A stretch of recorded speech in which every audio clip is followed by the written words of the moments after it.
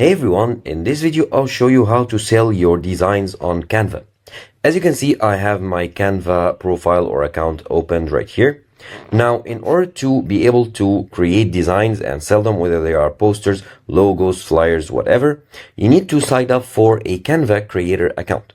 To do so, simply go ahead and go to Google and simply search for Canva Creator. This cannot be done through the normal Canva free account here that you can use to create your own designs.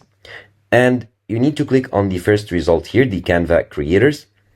And now you need to become a creator. So click on Become a Creator. And now you can apply for the Canva Creator account. And you'll be asked some questions.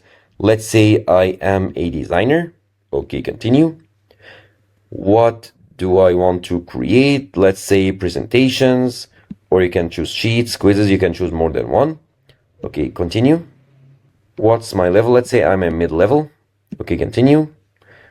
What are your creative interests? Okay, digital illustration, continue. My goals, earnings, and building a portfolio. Okay, continue.